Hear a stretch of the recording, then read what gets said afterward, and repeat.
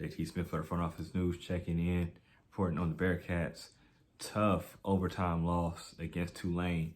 They lost 101-94. Everybody knows the Bearcats were on a 2-game winning streak. Just had a big game win against UCF. We're looking to go down to New Orleans and get a big win against Tulane. It wasn't to be. I mean, they had a very good first half. I thought they probably played a real good 12 minutes and a half. The major news is Victor Locken twisted his ankle. Looks like he seems like he has a sprain. Probably will be out for, I'm guessing, a couple weeks. That's just what I'm guessing. I'm not estimating. I know, Rob Finney got hurt. It seems like that might be bad. Like a knee injury that might knock him out for the rest of the season, possibly. But when Big Vic went out, the Bearcats were down 6.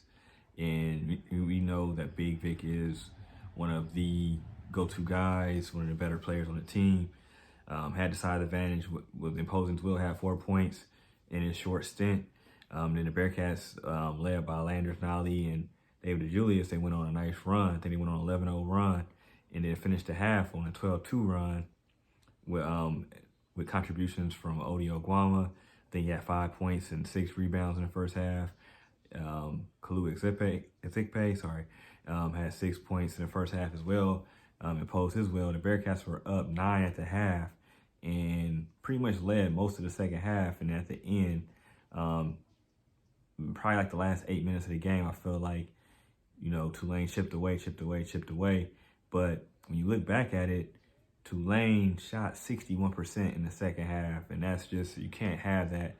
At home or on the road, you definitely can't have that. They had 3 people over 20 points. I think they had like 2 people with 27 and 1 with 24. And that just can't happen, even without Big Vic and Rob. So Landers had a nice game. Didn't do much in the overtime. So that hurt.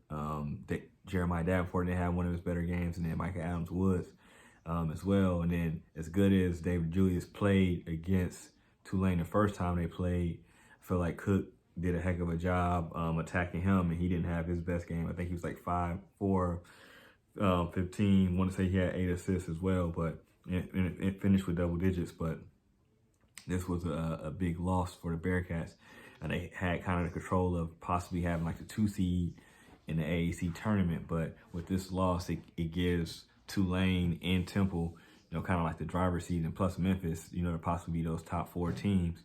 So with 6 games left, it's going to be rough for the Bearcats. And it was rough. The more you look at this game, they lost on the glass again. I don't like that. It's 2 games in a row, and they were out rebounded again. But they played so well defensively against UCF, it didn't matter. They were at home, but on the road, you can't get beat on the glass and allow a team to shoot 61% in a half when you held them in like the low 30s in the first half and had the lead. So.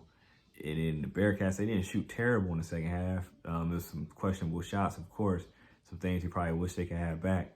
But you can't allow them to get cooking like that, where they're shooting 60% for a whole half. And then in overtime, I think they shot like 87%. They didn't shoot a single 3 in overtime.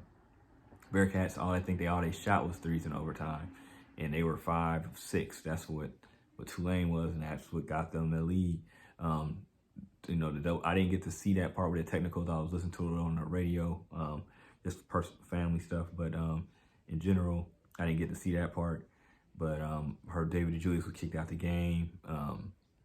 I'll try to figure out what happened exactly. I'll rewatch that. But it was definitely a winnable game for the Bearcats. That's even without Big Vic. I think Big Vic makes it a lot simpler for the Bearcats as well. But overall, it still was a game that it was winnable because, Odi Oguama probably played his best game of the season. I think he had 16 and 8. Kalu had a season high 9 points off the bench. I think those guys held their own. It's just that the defensive side of things wasn't as good, especially in the second half. But the Bearcats, in the first half, when Vic went out, I thought they played better on defense. And that's not no slight against Vic or anything. I thought they played better. I thought they came together and just like trying to hold it down for Vic, and then just fell apart. This is like this is the second game that they pretty much controlled the game, and then in the second half they allowed it to slip away. They were at home against UCF, but on the road you can't allow that. And then going against a team like Tulane who can't score, you can say what you want, talk about them being stuck in the AAC, but Ryan Hunter knows how to recruit, has a history of winning, knows how to allow people to score, and he did that against the Bearcats, man. So, now they're back to the drawing board. They have a game on Saturday, and they gotta win, man. Gotta keep winning, but this loss is gonna hurt. It's a few games that the Bearcats have been super close.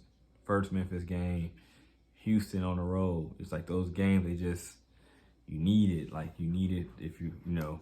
But they still have a chance to have a 20-win season, even with the injuries. And then hopefully Big Vic isn't out too long. And then we see growth from the freshmen. I thought Skillings played solid. Reed didn't play as good as I thought he I would expect. His shot was off. I know he hadn't played the last couple games, but shot was off. But hopefully he gets some more clock. Those two guys just keep growing because they're real key for next year. So we'll see what happens, man. But I'm going to add this vlog to the recap and let me know you guys' thoughts on the game tonight. I'm JT Smith, and I'm signing out.